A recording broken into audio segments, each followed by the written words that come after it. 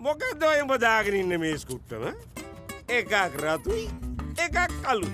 හරියට අර එළ හරකයි මී හරකයි වගේ. උඹට ඇත්තටම ඔච්චරද තියෙන්නේ මේ ස්කුට්ටමකට? හැබැයි උඹ භාර්යාවේ කොහොමද බං? නෑ මගුඩිස්තුමා. තව ජෝඩුවක් තියෙනවා. ඒකෙත් එකක් රතුයි එකක් කළුයි. හරි. මම උඹට එන්න කිව්වේ වැදගත් කාරණාවකට. අහගනින්කෝ.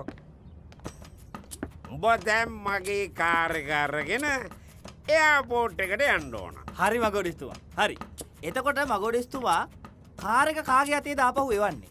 මොකටද යකෝ කාර් එක අපහු? ඇයි දැන් මම රට ගියාම කාර් එක එතනනේ මගුඩිස්තුමා. උඹට පයිච්චන්ද? කවුද මේ හරකෝ උඹ රට යනවයි කියලා කිව්වේ? යන්නේ නැද්ද? මං හිතුවේ මයි යනවා කියලා. මගේ දුව පද්මාවතී බේබි අන්න යාද රට ඉඳලා එනවා අර ස්වීටි කෙල්ලත් එක්ක. උඹ ගිහිල්ලා පරිස්සමෙන් එක්කගෙන එන්න ඕන. හරි මගුඩිස්තුමා. අරන් එන්න. හරි. මෙහෙ වරෙන් මේ යතුර අරන් ඵලයක්. යතුරනේ. යතුර ඕනේ නේ. හරි ඵලයන්. එන්න මගුඩිස්තුමා.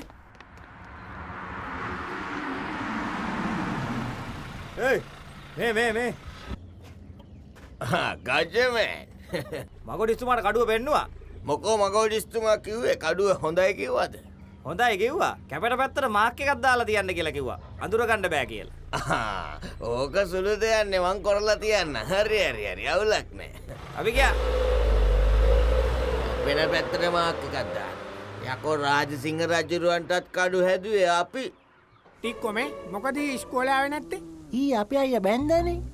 කවද අයියා වැන්දේ? වෙන කවුද ඉතින් කෙල්ල එක්ක? කෙල්ලෙක් නතු ඉතින් කොල්ලොංග කසාද බඳින්නේ මේ? අයියෝ